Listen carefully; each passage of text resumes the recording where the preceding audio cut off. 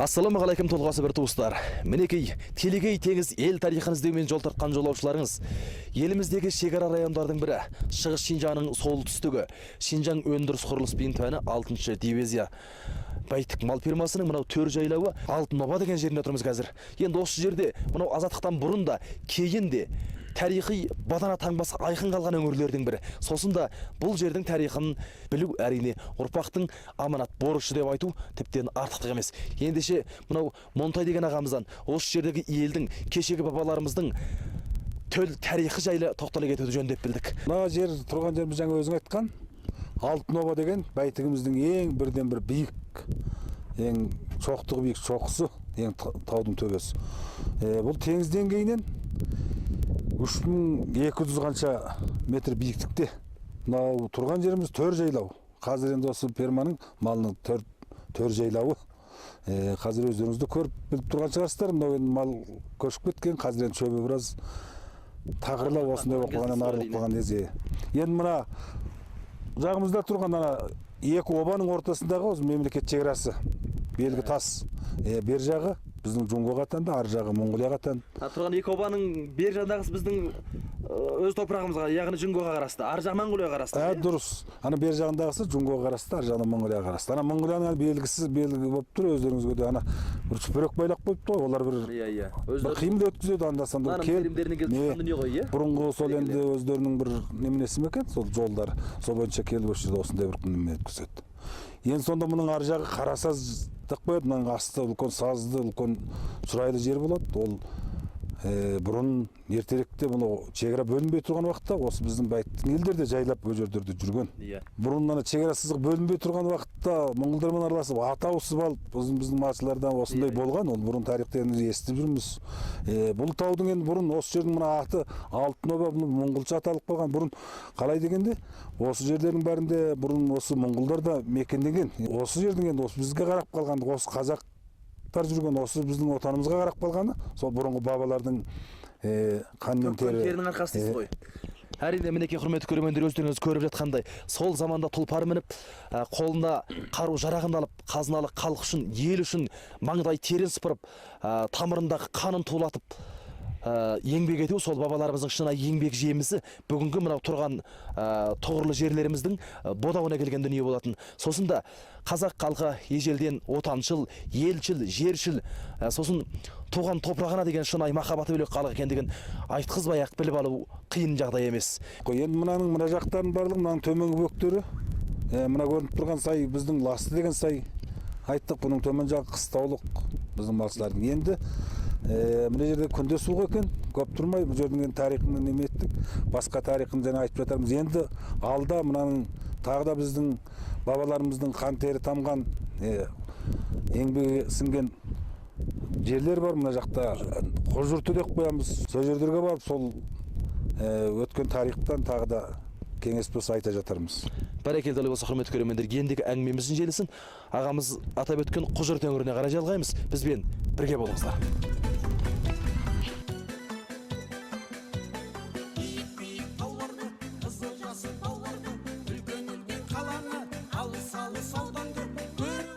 Мінекей құрметті көрермен, әзір ғана мынау еліміз бен Монғолия шекарасы Алтын Оба деген төр жайлаудан аз ғана жүріп, мінекей Қожырты деген аталған өңірімізге келіп тұрмыз.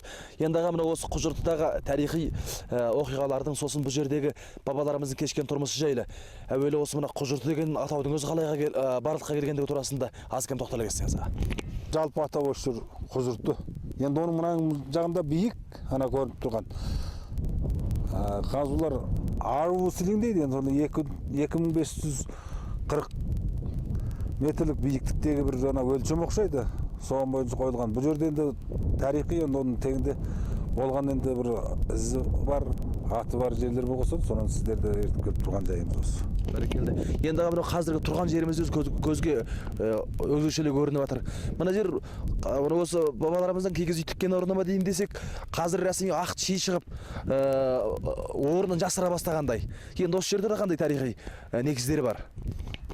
Ана текшеленіп қазған орын тегіндегі ана Коминданың бұрынғы осы шекара қорғанысы әскері қылып әкелген осы жерде бірлен әскері жатқан. соның ана қазған жер кепелері ғой қазақша. Әскери тұрақ қой сонда мынау қарапайым. Әскери тұрақ, осы жерде сонда сол бір ма фамилия дүнген әскер басшысы бар, осы жерде сонда тұрыпты осы жерде. Енді оның кейін енді бұлардың кейінгі қайталай бұл жерден кетіп қалуына не себеп болған аға? Өзіміздің отанымыздың жерін қорғау үшін, елін қорғау үшін енді осы ұлт қаһармандары да осы жерде болып, осыларменен соғысып, осыларды осы жерден айдап салған. Осы жерде оны мынаның ар жағасында Мойнақта бұның осы жерде әскер басшысының қамыры да бар сол жерде қойған.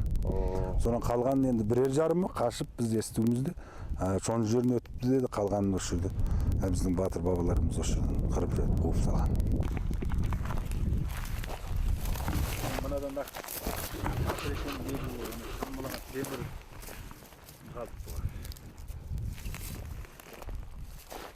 не көрдіңіз оны?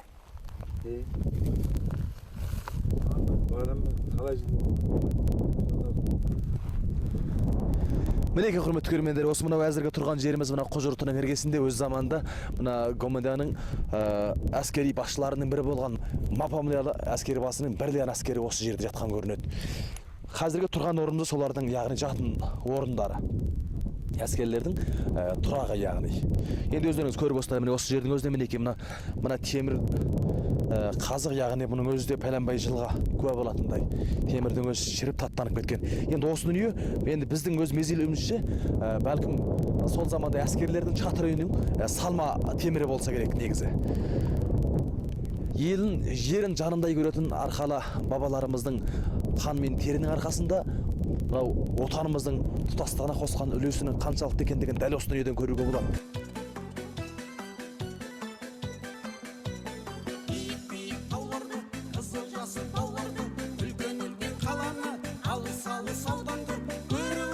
Жаңағы келген өзіміздің алтын оба мен Құжыртудан бері қарай да жеріміз екен ғой. Ой, мынау көрініп тұрған тауымыз енді осы ішті тау, сырттан кішкене тау болғанмен осы жерге 30 километр бар ана. Біздің қазіргі тұрған жеріміз дейміз аға. Мынаны қазір тұрған жеріміз осы жер Найзағара деген жер. Монғолия шекарасымен шекараласқан енді шекара сызығындағы жоқ. Бұл қазір ортада шекара сызығы бар екен. Ол шекара сызығының ішінде екен ана тауымыз. Монғолияға қарай ма жоқ осы? Бізге қарай ма? Ана таудың дәл төбесі де тас бар, тастың ар жағы Монғолияға қарайды да, бер жағы. Бер жағы сол неменеге Джунгоға қарайды. Оны ана бер жағына тор, ол біраз алыстатып тартып қойған, сақтыққа тартып қойған тор. Енді жаңағы Найзағараңызды да мінекей өзіңіздің аузыңыздан естіп біліп жатырмыз. Сосын жалпылық дүниені мынау енді осы жолаушының ақ сапары мына Бәйтікке арналған сан. Сосын да Бәйтік атауын былайғы жұрт білгісі келеді. Бұрынғы неменеге қарап айтқанда бұл аңызда Бәйтік деген басын Бәйтіксе келетін. Оған ешкім тең келмейтін. Өзіне сенген жігіт келетін дейді. Келетін. Осындай бір мықты батыр деп осылай енді батыр бабамыздың біреу қазақ. Содан енді осы Бәйтікке басын Бәйтігіп өзіне өзі сенген Моңғол батыр дейді. Енді сонда Ебі деген адам келіп, енді ол қалай құдірет күш бітті, ол осы Бәйтікті жеңген. Жеңіп, бұның ай мен күндей сұлу үш қызын алып, ол жалап, содан қайтып, қайтар жолында қонған. Дұшманына бұлардың енді шын көңілі қаламағандықтан, ол сол түнде ұйықтап жатқан күні Ебі батырдың қашқан. Ебінің қолынан қашып шығады жаңа шығып, қашып шығып, содан ол енді көздеуді мақсатына ойлаған жеріне жете алмай таң рауанда батып кеткен уақытта, бұл Ебі батыр көріп қоятын болған уақытта содан енді Алла тағалаға жинаған. Енді біздің осындай өзі қас дұшманымызға, әкеміздің қан ортақ болған дейді. Қас дұшманымызға енді әкеміздің қан ортақ болған. Осыған бізден қорғылма, не қара жер, не қара тауғы жер деп осындай жылаған. Бұл тілегі қабыл болып, сонымен бұлар тауға айланған. Енді мына қиыс шығыс жақта өзімізге көрсетіп тұрған жер ғой, үш қызыл çoğu анау. Сол үш қыз дейді. Оның біреуі Монғолияға, екеуі қазір біздің Джунгоға қарайды. Мына жағымызда көрініп тұрған Арманты. Сол дәл қарсы алдымыздан көрінген тау. Мына көрініп тұрған Қаратау. Сол ана үш қыздың армандаған арман екен енді. Осы жерге Қаратау болып шөккен дейді. Енді мына жағындағы Ебі, жаңа айтып отырған, енді бұл тарихта нағаты солай ма, енді сол Ебі батыр кеп қонғасын, сосын бұл жері Ебі атанған ба? Бұл осы тау Ебі дейді. Оның мына жағында, мына батыс жақта, ана кішкене көрініп тұрған күрең шоқы, ол сол күрең мөрін дейді, Монғолша атау. Ол енді аты, сонда осы Ебі батырдың аты, күрең аты, енді мына жағында құдіретші, алтын қада деп қоямыз, кішкене біздік бір тас бар. Осы тас шоқы кішкене. Сонан оның қазығы, ана осындай аты деп осындай жаңа күрең мөрінді соған байлаған дейді ғой. Сонда енді бәйттік аңыздағы етіміне қарағанда осындай. Енді содан басқа жаңағы бәйтік атауына қатысты бұл жердегі таулардың, жер судың барлық аты жаңағы өзіңіз айтқан аңызға сыйып жатқанын көріп білдік. Енді одан басқалай көрек өтетіндей, жолаушыға жолы түсетіндей жерлерден тарихқа куә болатын қандай өңірлер бар аға? Енді қазір мына жанымызда жақын, осыдан бір 3-4 километр айланасында бір бастау бар. Ол бастау біздің өз аңызда бұрын ғана романдарда көріп жүрген бұрынғы Ақтеке би елін бастап өшіріп келіп жатқан кезде Айылпұранның оғы қартылағыш түсіп, сонан өшірді оқ тиіп қайтыс болған. Сол кісінің жатқан бастауы осы алдымызда. Енді көріп өтеміз десеңіздер, сол бастауды барып, сол Батыр бабамыздың жатқан жерін көрсеңіз болады оқ дегенде. Бәрекелді. Енді көрек айтайық, Ақтеке бабамызда тарихта аты алған тарихи тұлғалардың бірі. Сол байрақты елін жерін қорғай білген батырларымыздың басына барып тағзым ете шығу жолаушының бірден бір міндеті деп білеміз аға.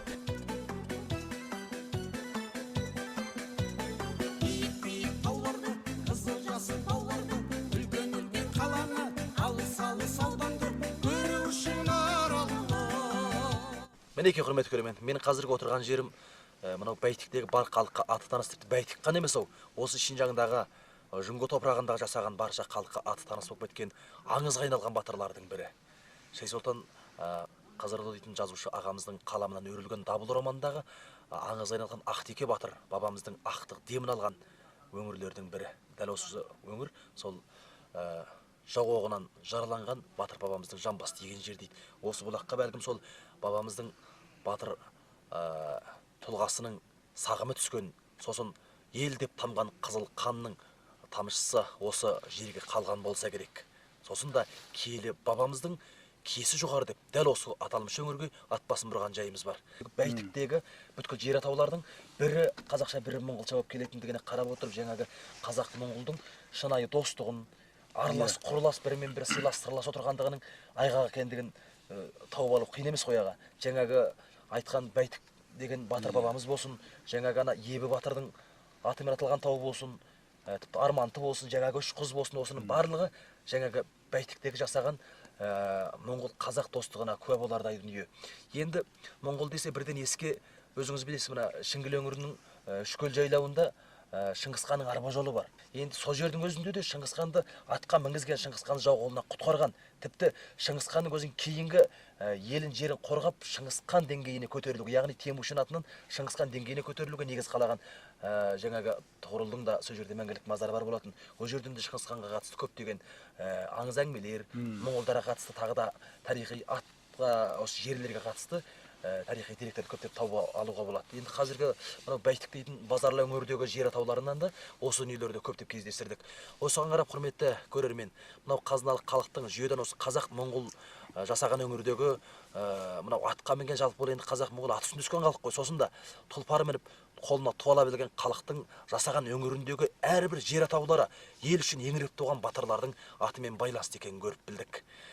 Енді әңгімемізді армен жалғаймыз аға. Дәл осы батыр бабамыздың ақтық демін алған, ізі қалған өңірлерге басымызды иіп, киелі өңірлерге шынайы құрметімізді білдіріп, бабамыздың тамшы тері тамған киелі бастауларға бетімізді, жүзімізді жуып, ақ тілегімізбен ауылға қарай жол тарттық. Бізбен бірге болыңыздар.